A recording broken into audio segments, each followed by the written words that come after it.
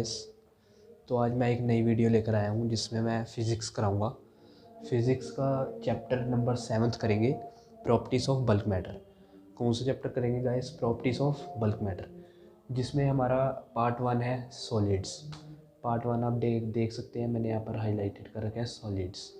तो इसमें हम सॉलिड्स के बारे में पढ़ेंगे गाइस। सॉलिड्स के बारे में इलास्टिसिटी पढ़ेंगे, इलास्टिसिटी क्या होती है, डिफॉर्मिंग फोर्स, और perfectly elastic body, perfectly plastic body. तो बहुत ही इंटरेस्टिंग सेशन रहेगा ये सेशन 1। तो गाइस देखते हैं क्या क्या पढ़ेंगे हम। तो सबसे पहले गाइस मैं आपको सॉलिड्स बता देता हूँ, सॉलिड्स क्या होता है। सॉलिड्स आप सबको पता ही हुआ कि सॉलिड्स आपको सुन के ही पता चल रहा होगा कि किसी रिजिड बॉडी की बात कर रहा हूँ, किसी हार्ड बॉडी की बात कर रहा हूँ, जो जिसकी शेप डिफाइंड है, डिफाइंड शेप है, किसी की डिफाइंड साइज़ में है। वो आपको सुन के ही पता चल रहा होगा सॉलिड, जो कि बहुत ही रिजिड लग रही है, कोई हार्ड बॉडी है। जैसे कि फॉर एग्ज़ाम्पल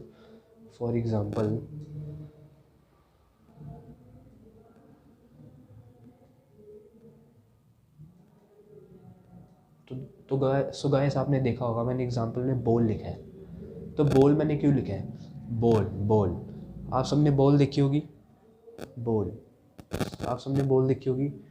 तो बॉल की डेफिनेट शेप होती है। डेफिनेट क्या होती है guys? Definite shape, definite shape होती है ना गाइस। और क्या होती है? And definite size. मतलब कि बॉल जो है उसका साइज़ भी डिफिनेट रहेगा, चेंज नहीं हो सकता। और उसकी जो शेप है वो भी सेम रहेगी, वो भी चेंज नहीं हो सकती। तो उसको हम कहते हैं सॉलिड। तो गाइस आई होप आपको ये क्लियर हो गया होगा, ज़्यादा मुश्किल नहीं है सॉलिड की डेफिनेशन। तो अब आगे मैं अब आगे आपको प्रॉपर्टीज़ बताऊंगा। आगे जो मैंने अभी बोली थी इलास्टिसिटी, डिफॉर्मिंग फोर्स, तो अब हम इनके बारे स्टडी करेंगे। तो अगर आप मेरे चैनल पर नए हो तो प्लीज़ बेल आइकन को जरूर दबाएं और सब्सक्राइब जरूर करें। तो चलाइए दोस्तों, चैप्टर स्टार्ट करते हैं वाला। बहुत ही इंटरेस्टिंग सेशन रहने वाला है, तो जल्दी से आ जाइए, लाइव है। तो स्टार्ट करते हैं। तो फर्स्ट टॉपिक दो गाइस आप देखना। फर्स्ट टॉपिक है हमारा, फर्स्ट जो हमारे पास वो है डेफिनेशन है, वो है इलास्टिसिटी। ये आपको सुन के ऐसे लग रहा होगा कि हम किसी इलास्टिक की बात कर रहे हैं, किसी को स्ट्रेचिंग कर रहे हैं, या किसी को हम खींच रहे हैं, मतलब एक ही बात होगी।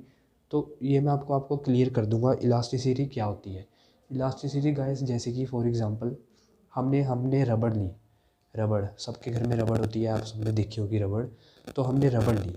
रबड़ को जब हम स्ट्रेच करेंगे, क्या करेंगे गाइस? स्ट्रेच करेंगे। तो जब हम उसको स्ट्रेच करेंगे, हमने फोर्स लगाई ना, हमने फोर्स, अप्लाइड फोर्स लगाई है। तो जब हम फॉर एग्ज़ाम्पल ये रही गैस रबड़, तो जब आप इसको स्ट्रेच करोगे, इधर से भी फोर्स लगाई है आपने, इधर से भी फोर्स लगाई है आपने। तो हमने यहाँ पर फोर्स लगाई है, फोर्स अप्लाई हुई है, यहाँ पर फोर्स अप्लाई हुई है गैस, यहाँ पर फोर्स अप्लाइड हुई है। तो फोर्स अप्लाई हुई है, तो कुछ टाइम के बाद क्या होगा?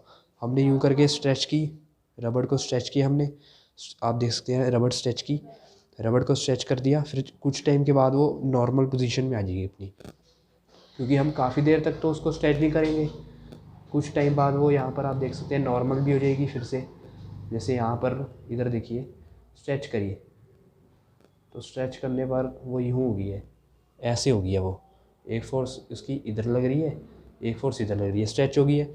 तो कुछ टाइम के बाद वो फिर से ऐसी हो जाएगी, नॉर्मल हो जाएगी। तो जब वो कुछ टाइम के बाद नॉर्मल हो जाएगी, उसको हम कहते हैं इलास्टिसिटी। उसको हम क्या कहते हैं गाइस? इलास्टिसिटी। क्योंकि वो रीस्टोरिंग जो फोर्स होएगी वो वापस आ जाएगी, उसकी नॉर्मल पोजीशन में आ जाएगी। तो उसको हम कहेंगे दैट इज़ इलास्टिसिटी। उसको हम कहेंगे गाइस इलास्टिसिटी। क्योंकि जब हमने फोर्स लगाई, हमने अपनी तरफ से फोर्स लगाई है, उसको स्ट्रेच किया है। तो ज़रूरी तो नहीं है जब तक जो हमने फोर्स लगाई है वो हम हटाएंगे भी कुछ समय बाद। तो कुछ समय बाद फिर वो जैसे पहले रबड़ थी, जैसे पहले नॉर्मल वो पड़ी हुई थी, फिर से वैसी हो जाएगी। तो उसको हम कहते हैं रीस्टोरिंग फोर्स। क्या कहते हैं गाइस, रीस्टोरिंग फोर्स, तो उसको हम कहते हैं इलास्टिसिटी। फॉर एग्जांपल रबड़ रबर रबर हो सकता है, तो उसकी शेप भी वापस आ जाएगी गाइस रबड़ की। यहाँ पर हमने फोर्स लगाई, यू हो गई है रबड़, तो उसकी शेप चेंज होगी। फिर जब हम फोर्स हटा देंगे फिर से वो नॉर्मल आ जाएगी, नॉर्मल आ गई यहाँ पर, नॉर्मल आ गई, तो नॉर्मल आने के फिर से उसकी शेप वही होगी, शेप उसकी डेफिनेट हो जाएगी और साइज़ भी इसका मतलब चेंज आएगा, मतलब चेंज इन, आप ऐसे समझ सकते हैं, change in shape and size. मतलब जब हमने फोर्स लगाई, अप्लाइड फोर्स लगाई, तो किसी रबड़ पर हमने अप्लाइड फोर्स लगाई, वो जो हमने फोर्स लगाई है, तो कुछ टाइम के बाद वो फिर से नॉर्मल हो जाएगी, तो उसको हम कहेंगे इलास्टिसिटी। तो अगला हम देखेंगे, अगला है गाइस,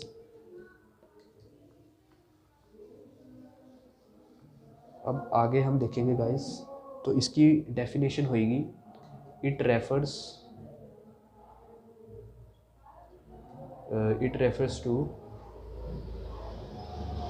व्हेन, सिंपल लैंग्वेज में आप लिख सकते हैं कि व्हेन वी अप्लाइड, मैं आपको बता ही देता हूँ, when we applied force on it, on a body, तो जो उसकी डेफिनेट, जो पहले से उसकी रीस्टोरिंग फोर्स थी, जो उसकी पहले से बॉडी की जो रीस्टोरिंग फोर्स थी, वो वापस आ जाएगी, तो वो वापस अपनी शेप ले लेगी और साइज़ ले लेगी, तो उसको हम क्या कहेंगे गाइस, इलास्टिसिटी। तो अब अगला देखेंगे, अगला है डीफॉर्मिंग फोर्स, डीफॉर्मिंग फोर्स। अब गाइस डीफॉर्मिंग फोर्स आप सोच रहे होंगे, जो अभी हमने इलास्टिसिटी बिल्कुल सेम है, कुछ मुश्किल नहीं है। इलास्टिसिटी में मैंने क्या बताया, हम फोर्स लगाते हैं किसी बॉडी पर, ठीक है, कुछ टाइम के लिए फोर्स लगाई, जो हम फोर्स लगा रहे हैं किसी बॉडी पर उसको कहेंगे डीफॉर्मिंग फोर्स। जैसे ये रबड़ है, इस पर फोर्स लगाई, तो जो फोर्स मैंने लगाई है उसको कहेंगे डीफॉर्मिंग फोर्स, बिल्कुल सिंपल है ये, उसको कहेंगे डीफॉर्मिंग फोर्स। और अगर आप डीफॉर्मिंग फोर्स ज़्यादा लगा दोगे, अगर आपने रबड़ को ज़्यादा खींच दिया, इतना खींच दिया, इतना स्ट्रेच कर दिया, तो वो कुछ टाइम के बाद अपनी वापस पोजीशन पर नहीं आ पाएगी। क्यों नहीं आएगी, वाई, क्योंकि वो गैस ब्रेक हो जाएगी, क्योंकि वो ब्रेक हो जाएगी। तो इसलिए हमने फोर्स भी लिमिट फोर्स लगानी है, लिमिट फोर्स लगानी है। वो आगे अब हम एक टॉपिक पढ़ेंगे, उसको कहते हैं हम इलास्टिक लिमिट, उसको कहेंगे हम इलास्टिक लिमिट, वो हम आगे पढ़ेंगे। तो उसकी भी मैंने आपको थोड़ी डेफिनेशन बता दी है। अगर आप डीफॉर्मिंग फोर्स ज़्यादा लगाओगे किसी बॉडी पर, तो वो ब्रेक हो जाएगी, जिससे फिर वो अपनी डेफिनेट शेप और वॉल्यूम में नहीं आ पाएगी वापस, तो वो उसको हम कहेंगे इलास्टिक लिमिट, वो हम आगे पढ़ेंगे। तो डीफॉर्मिंग फोर्स आई होप आपको क्लियर हो गया होगा। अब हम पढ़ेंगे परफेक्टली इलास्टिक बॉडी। क्या पढ़ेंगे गाइस, परफेक्टली इलास्टिक बॉडी। अब ये भी आपको बहुत ही इजी लग रहा होगा, इंटरेस्टिंग है। इलास्टिक बॉडी मैंने क्या बताया ना, इलास्टिसिटी से रिलेटेड है। अब फॉर एग्जांपल गाइस, हमने स्प्रिंग लिया, स्प्रिंग लिया, स्प्रिंग लिया, स्प्रिंग ऐसा सा होता है, सॉरी गाइस मेरी ड्राइंग थोड़ी गंदी है। स्प्रिंग आप ऐसे लगा लो, स्प्रिंग है, तो स्प्रिंग को जब आप यूँ करके स्ट्रेच करोगे, तो वो इमीडिएटली अपनी शेप और वॉल्यूम ले लेगा। इमीडिएटली जब भी कोई बॉडी, कोई भी ऑब्जेक्ट इमीडिएटली अपनी शेप और वॉल्यूम ले लेना, उसको हम कहते हैं परफेक्टली इलास्टिक बॉडी। क्या कहते हैं गाइस, उसको हम कहते हैं परफेक्टली इलास्टिक बॉडी। तो आपने स्प्रिंग को स्ट्रेच किया, तो फटाफट से जब आप उसको छोड़ोगे, तो वो फटाफट से अपनी शेप और वॉल्यूम में अपने पास, मतलब शेप और वॉल्यूम में अपनी नॉर्मल पोजीशन में आ जाएगा, इमीडिएटली आ जाएगा, ना वो ज़्यादा टाइम लेगा, फटाफट से फटाक से आ जाएगा, जिसको हम कहते हैं परफेक्टली इलास्टिक बॉडी। तो आई होप ये भी आपको काफ़ी इजी लगा होगा। अब अगला हम पढ़ेंगे परफेक्टली प्लास्टिक बॉडी। क्या पढ़ेंगे guys, perfectly plastic body, plastic body, perfectly plastic body. अब ये सबसे अलग है। इसमें अब आपने, जैसे फॉर एग्जांपल क्ले है, क्ले आप सबने देखी होगी, क्ले से हम खेलते भी हैं। तो क्ले पर जब आपने फोर्स लगाई, क्ले पर आपने डिफॉर्मिंग फोर्स लगाई, अप्लाइड फोर्स लगाई, एक ही बात है। तो फोर्स लगाई आपने, ये क्ले मान लो। तो जब आप क्ले पर फोर्स लगाओगे, यहाँ पे आपने फोर्स लगाई तो वो बेंड होगी, तो उसकी अब शेप ऐसे होगी है। तो वो अब आप देखोगे कुछ समय बाद वो अपनी नॉर्मल शेप नहीं ले पाएगी। क्यों नहीं ले पाएगी? क्योंकि वो क्ले है। क्योंकि वो उसको जब आपने यूँ करके फोर्स लगाई तो वो और छोटी होगी। तो वो देखो, आप देख रहे हो फर्स्ट पोजीशन में वो छोटी होगी, सेकंड में भी छोटी होगी, थर्ड में और छोटी होगी। तो वो अपनी शेप नहीं ले पा रही है, ना वो अपनी वॉल्यूम ले पा रही है। तो उसको हम कहेंगे परफेक्टली प्लास्टिक बॉडी। तो इसका बेटर और अच्छा एग्जांपल होता है क्ले।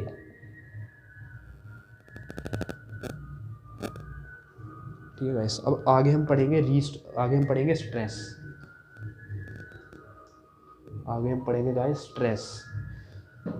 क्या पढ़ेंगे गाइस आगे? स्ट्रेस। स्ट्रेस आप सबने सुना ही होगा, प्रेशर। किस चीज़ को प्रेशर कहते हैं? जब माइंड में स्ट्रेस होता है, एक तरह से वही लगा लो। स्ट्रेस गाइस होता है, अपना स्ट्रेस का फॉर्मूला देख लो क्या होता है। Restoring force, restoring,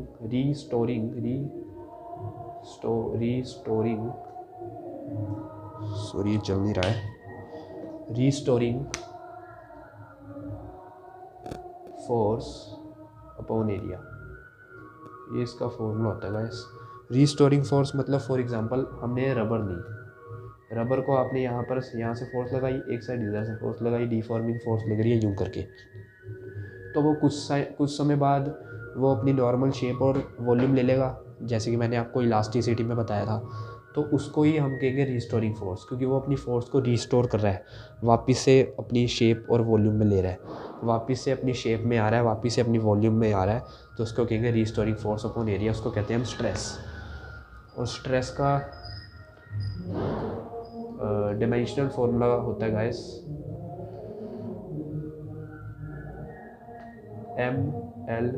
ML-1 T-2।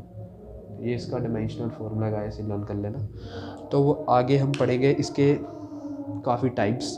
तो आगे इसके टाइप्स आ जाते हैं, 2 टाइप्स आते हैं आगे इसके, नॉर्मल एंड टेंसाइल स्ट्रेस। बहुत इजी है ये। नॉर्मल हमने रबर यूँ कंप्रेस करी, फिर उसका वही उसने अपनी शेप और अपनी वॉल्यूम में वो आ गई, वापस आ गई। ठीक है, वापस आ गई तो उसको कहेंगे नॉर्मल स्ट्रेस। ठीक है। टेंसाइल स्ट्रेस जब किसी भी बॉडी में, किसी भी ऑब्जेक्ट में, जैसे फॉर एग्जांपल यहाँ पर कोई ऑब्जेक्ट है, तो जब आप उसको यूँ करके कंप्रेस स्ट्रेचिंग करोगे तो उसकी लेंथ इंक्रीज़ हो जाएगी। उसकी क्या इंक्रीज़ होगी गाइस? लेंथ इंक्रीज़ हो जाएगी, नीचे से भी ऊपर से भी। सॉरी गाइस, मेरी ड्राइंग थोड़ी गंदी है। तो उसकी लेंथ इंक्रीज़ हो जाएगी, उसको कहेंगे हम टेंसाइल स्ट्रेस। और अब आगे इसके और पार्ट्स होते हैं। आगे होते हैं compressive and hydraulic stress. Compressive stress tensile के बिल्कुल उल्टा है। इसमें जो आपकी लेंथ होगी ना सॉरी, इसमें जो आपकी लेंथ होगी वो डिक्रीज़ होगी। उसमें हमने देखा था इंक्रीज़ हो रही थी, इसमें हमारी जो लेंथ होगी वो होगी डिक्रीज़।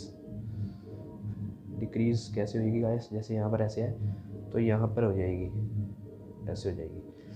सॉरी, मैं दोबारा बना देता हूँ, ऐसे गाइस।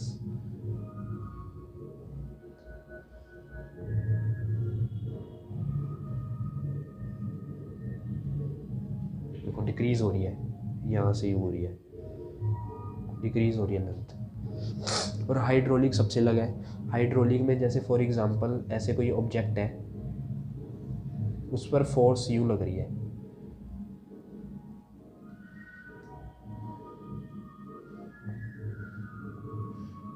इसमें गाइस इसकी शेप नहीं चेंज होगी, इसकी शेप पर कोई असर नहीं होगा। ये वैसे कोई ऑब्जेक्ट हो, कोई बॉडी लगा लो, उसको जब आप वाटर में डिप करोगे ना तो उसकी चेंज होगी volume, change in volume without changing in shape,